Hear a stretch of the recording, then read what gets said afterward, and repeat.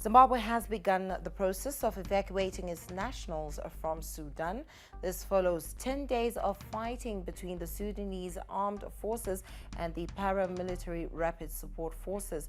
Over 420 people, including 264 civilians, have been killed and over 3,700 wounded in the fighting. And now we are joined live on the phone by the Permanent Secretary in the Ministry of Information, Nick Mangwana, to give us more detail on the evacuations. A very good evening to you, Mr. Mangwana. It's great to have you on News Plus. Now, can you give us the latest on efforts to evacuate Zimbabwean nationals from Sudan? Good evening. Zimbabweans have been removed from Khartoum and they've been taken to Sudan port of Sudan. They left in buses with a UN convoy and with escort as well. I think that's the same time that's when other embassy staffs from other countries and other nationals were also evacuated.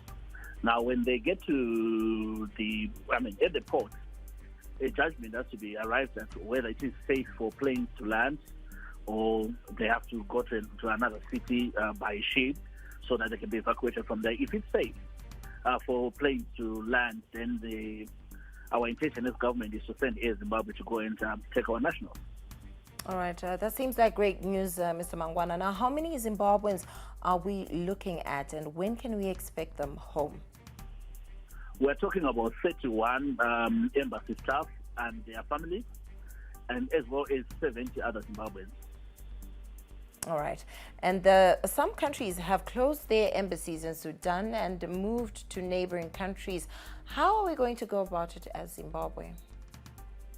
Sorry, I missed a bit of your question. What did you say? So some embassies have moved their embassies to neighboring countries. Are we going to follow the same route as Zimbabwe with our embassy? I have no brief on that one. I'm not sure how we are going to proceed. Our major concern at the moment is the safety of our nationals.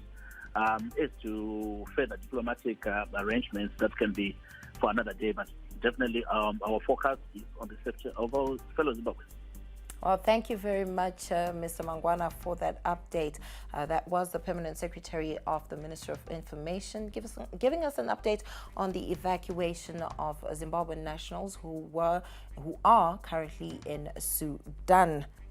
Now, countries around Sudan are racing to extract thousands of their citizens from Khartoum after millions of Sudanese, thousands of foreign diplomats, aid workers and students found themselves in a war zone on the 15th of April and have been trying to leave since.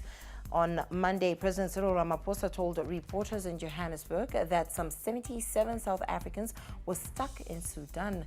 He also said South Africa would assist other nationals from our region who are stranded in Sudan. Now, China's foreign ministry has also evacuated the first group of its citizens from the conflict-hit country. Now, the Sudanese army said on Saturday that it would facilitate the evacuation of American, British, Chinese and French citizens as well as diplomats from Sudan. By late Saturday afternoon, Saudi Arabia said it had evacuated 157 Saudis and people of other nationalities.